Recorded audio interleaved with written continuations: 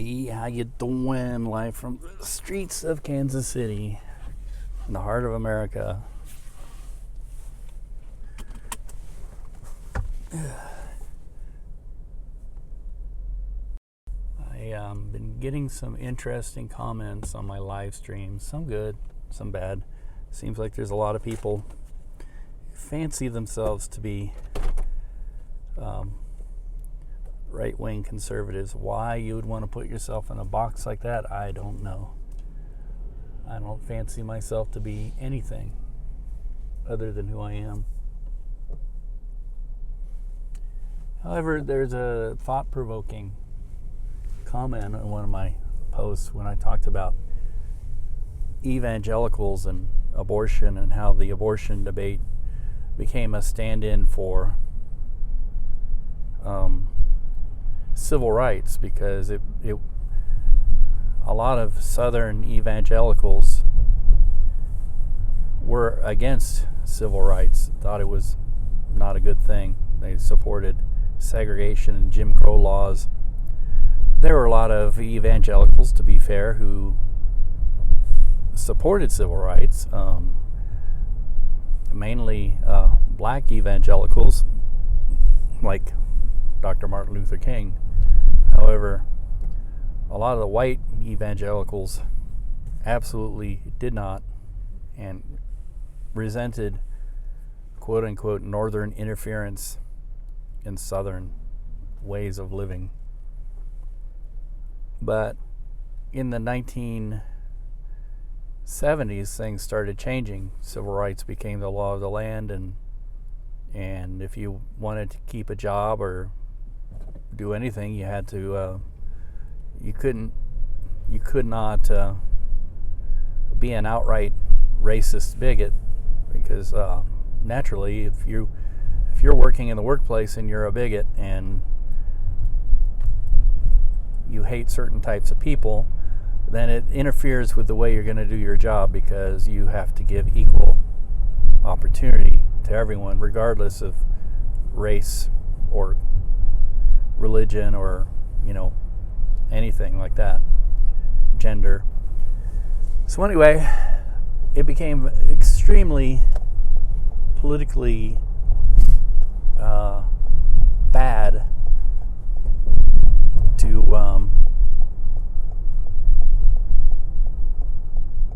be a bigot, to be a racist, to support segregation and things like that. So the evangelicals, who had been gaining a lot of political power,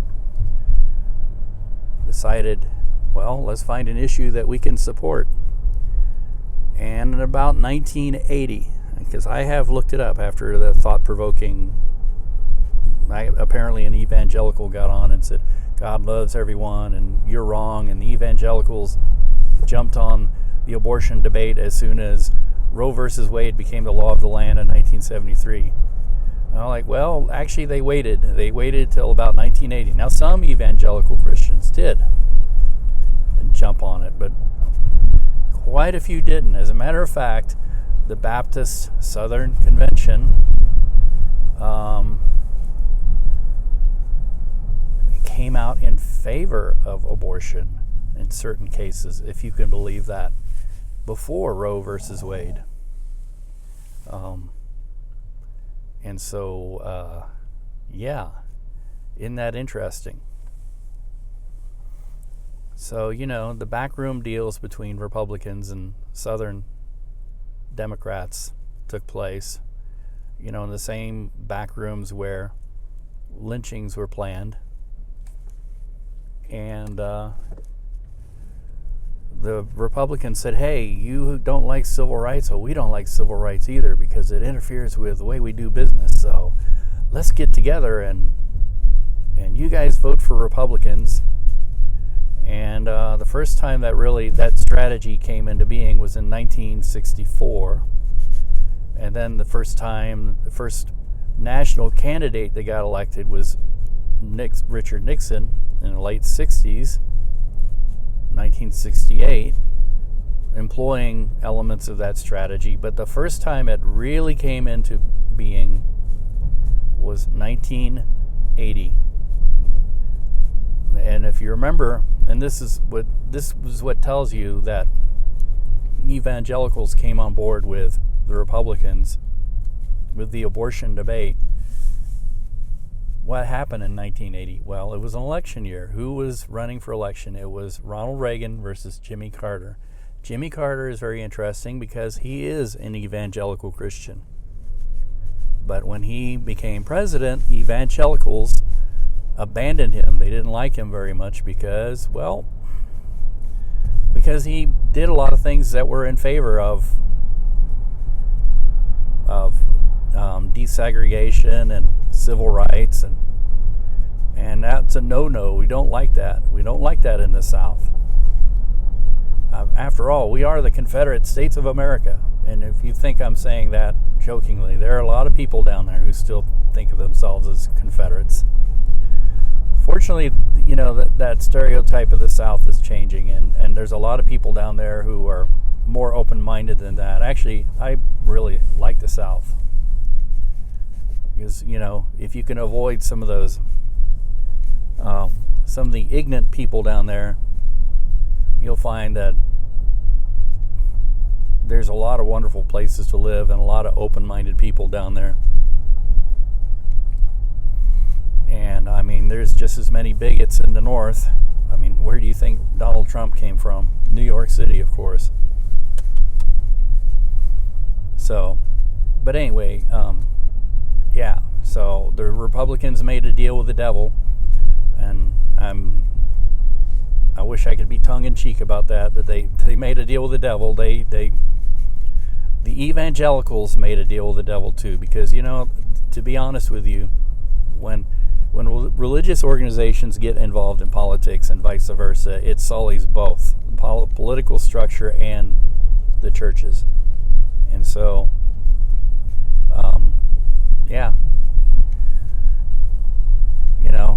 eventually, and it's been seen, eventually somebody comes along who is not in line with the ideas and philosophies, but they still have to support him because he's on our team, and we are, after all, trying to make abortion illegal all across the land, and yada yada yada.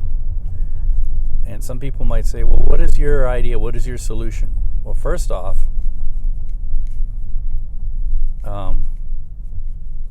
if preachers preach from the pulpit politics, like they start telling their congregations how to vote, who to vote for, then they should lose their tax-exempt status and tax them. And take the polls out of the churches. Election day should either be a holiday or it should be done on a weekend, and election day should be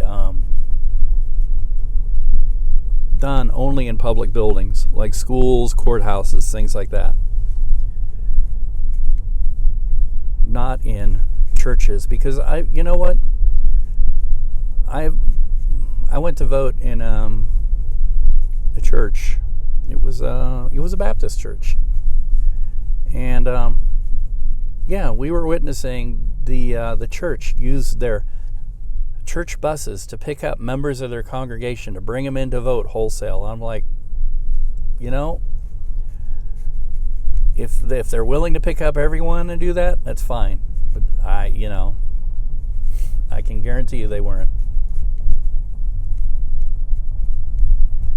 So there is a lot of corruption in that, both for the church and for politics, because now you're getting people who are so deeply ingrained with their crusader beliefs that they get into politics, and not only do they end up supporting somebody like Donald Trump, but they also believe that they're right no matter what, and that anybody who is against them is against God, and that they are doing God's work and God's will. And I don't believe that. I don't buy that. Let what is Caesar be unto Caesar's, and let what is God's be given to God. But about the abortion issue, I think we can diffuse the whole issue very quickly and very easily. I have noticed that when we are aiming the abortion debate, it is always aimed at women. Now, the last time I looked, women are not the ones who do all the things. They are not the ones forcing people into sexual relationships. They are not the ones who are being the Johns and going after prostitutes and things like that. It's always men, but we aim our ire and our lecturing to women. And I'm like, you know what? We need to stop that. We need to start talking to the men and saying, look, A, you produce a child, you need to be a father to that child. If you can't be a father to that child, don't produce children. Do what you have to. Get them a vasectomy or whatever. Be a responsible adult. There are too many men walking around who've produced children that they don't want to have anything to do with and they don't want to pay for. And, force the men to be responsible. If you don't want to be responsible, don't have children. If you have children and you're not responsible, then maybe you should work on a road crew or a chain gang, and all your money goes to help take care of the children. There's just way too many children, and I know this very, very well. Way too many children without decent parents. Children need to have their fathers in their lives. And stop picking on poor people. This again is it. This war that we have becomes a war on poor people, and worse, it becomes a war on poor women. Women who are single mothers, who, at a time when they weren't really capable of thinking, usually when they were young and they weren't capable of thinking straight, or they were brought up and not very well educated as young people. They produce children way too early because some man usually also has the same issue, but the man can run off and not be responsible, leaving a woman to have to take care of the children. So yeah, if the churches really want to get into it, they should say, hey, we've been talking to women about how we want to curtail their reproductive freedom, but we haven't ever mentioned it to men because we've had a boys will be boys attitude about it. And also, speaking of said churches, you want to cut down on the number of abortions that are taking place? There's a word for that. It's called adopt. Put your money where your mouth is. If you're really into it and you believe that life is precious, there are a lot of kids out there who need a good father and mother. And adopt, foster. Do whatever it takes to make sure that the pressure to do the wrong thing is taken out.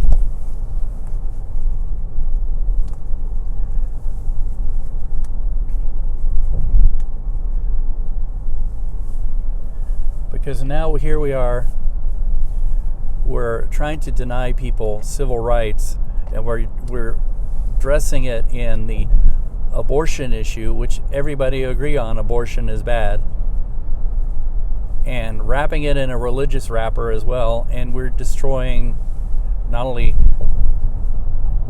freedom in this country, we're taking away people's civil rights, and we are not doing anything to curtail the number of abortions that are taking place. You think passing a law is going to do it? No, that's not going to do it. It's just going to make it to where we go back to the back alley abortions, or people will go out of country, or or whatever. It will happen one way or the other. The real way to go at it is to actually educate and make it not so desirable for people to want to go out and be irresponsible and stop going after the women. You know, our mothers and daughters and sisters. You know, it's like everything. We make it hard for women to even live, and then we got to browbeat them over something that, yeah, they have control over it, I guess, and yeah, you know, you can say that they shouldn't be irresponsible themselves, but I mean, look at the sex industry in itself. Who are the customers? Who's making it a multi-billion-dollar industry?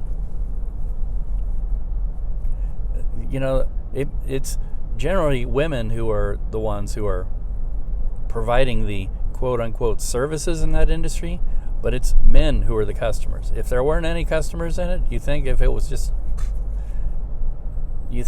a small minority that are women doing it, that it would be a multi-billion-dollar industry, it would be going broke.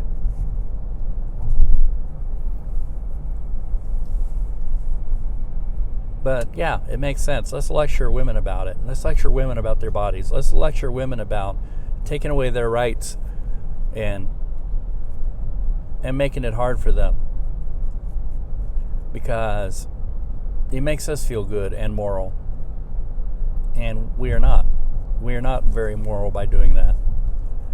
We are just doing the easy route and turning it into political poison, which is destroying our country. And many of the people who are doing this have the wrong motivations to begin with, because as I've said, and I believe, this is not about abortion. It's not about unborn children. It's about civil rights. It's about hating other people. I mean, look at how much hate it brings out when we get involved in the abortion debate. I mean, we got people over here in Kansas and other places who are blowing up bombs in churches because of the abortion issue.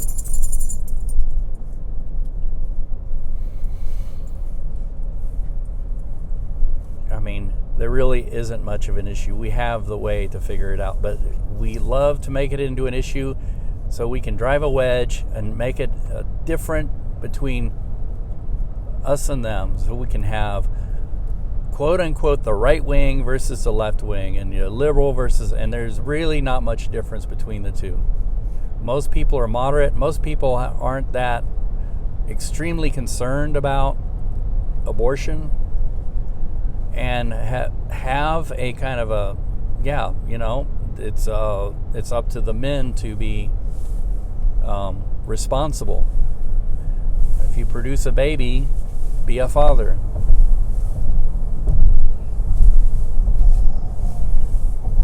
And if you can't be a father, which is a horrible shame, because children need their real dads in their lives, trust me on that one, then at least be responsible and, work whatever you have to work to provide for your offspring.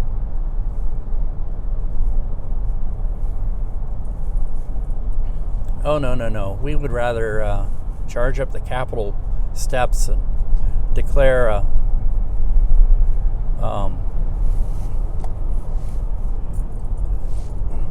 a guy who's the exact opposite of a Christian as our dictator, and take America from a democracy into, we know where that's going, we know where it's gone, we can read history. And speaking of which, I don't want to go too much into any kind of research and talking about that, not because I can't do it, or I will say, I've limited for time. I have children that I'm taking care of, and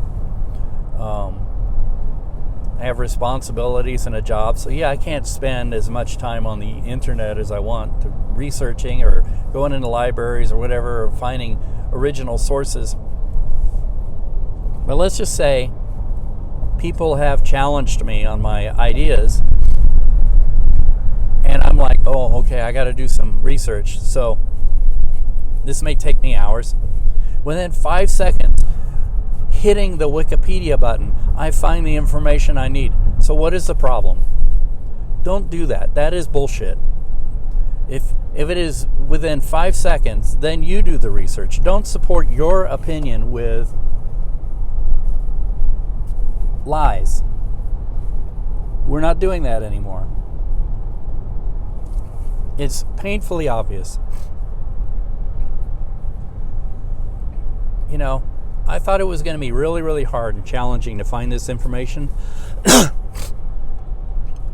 Nope.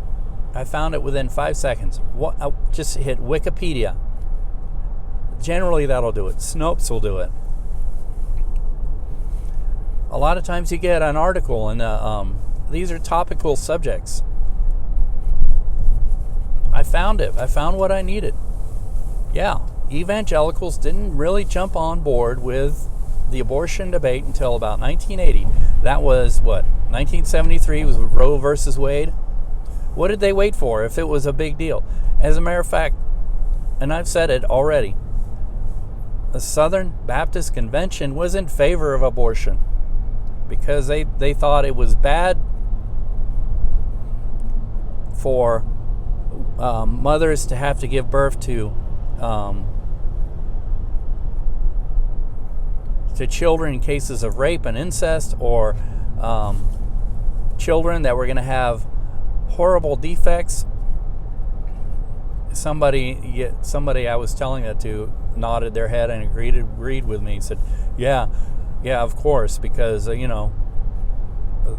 were a lot of racists and they were practicing a form of eugenics, and of course we want to abort babies that aren't quote unquote. But there it is. And I'm not going to say that at the Southern Baptist Convention. I'm going to say that at one time they made sense, and then, oh, well, we can't be against civil rights anymore. We got to change it up.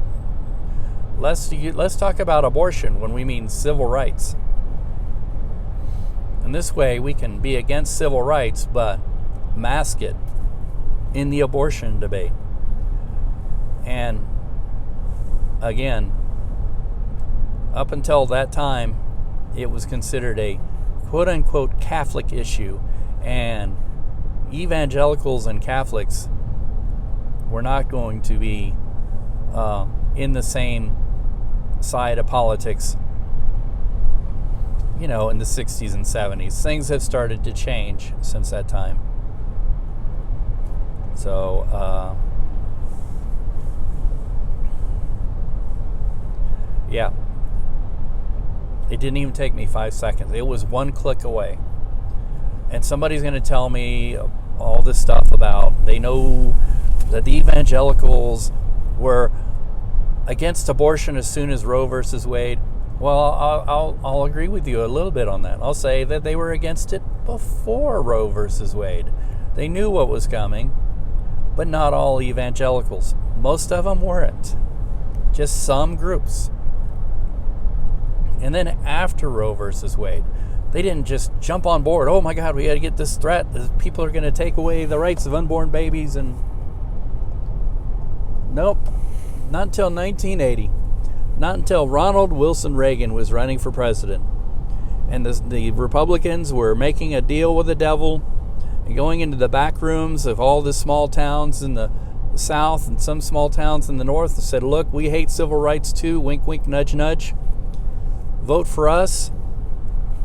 And, in these same back rooms where lynchings were planned. Vote for us and let's break the solid South. Because, to be honest with you, after 1974, everybody knows what happened in 1974, the Republican Party was dying. Their presidential candidate, their president, had to leave office in shame because of Watergate and because of just outright lying and violating the law. So they had to reinvent themselves, and they reinvented themselves by no longer being the party of Lincoln and Prohibition, and now being the party of the Dixiecrat. And the Dixiecrats are the Democrats who supported the South in the Civil War, and the Democrats who were against civil rights in the 60s. Very conservative. Another word for them is blue Democrats. Very, very conservative. And it's funny, too, because now we talk about red state, blue state. At one time, when we called a blue Democrat was a hardcore evangelical Christian conservative Democrat.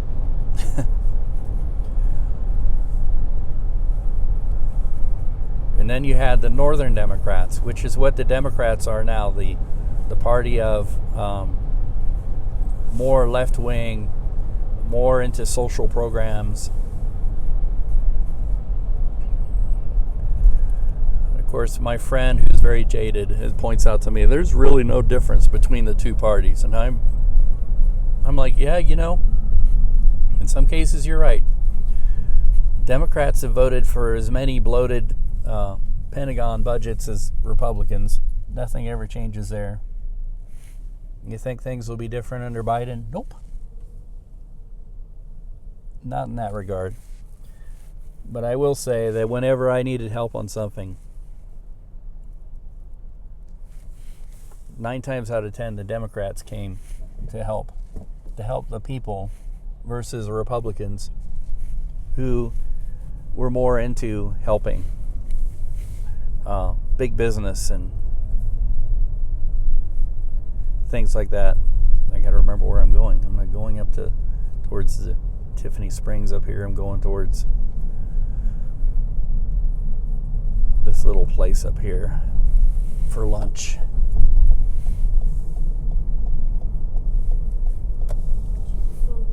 So I don't think this argument, this discussion, which is a great discussion, and I thank you guys for making comments, even if I disagree with them.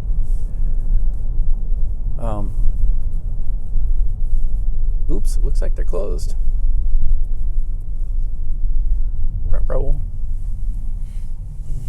Let's see what it says here. No MSG. No open either.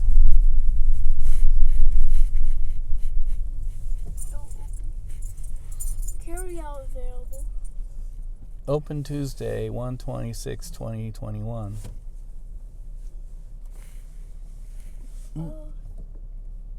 I wonder why they're closed.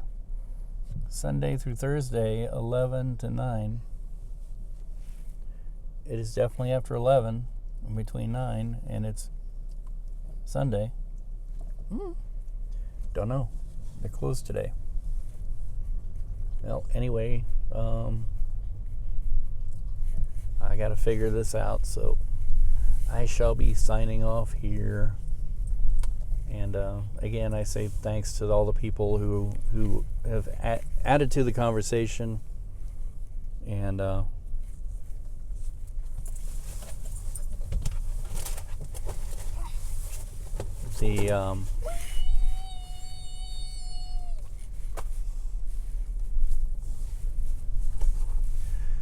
anyways, I got to go.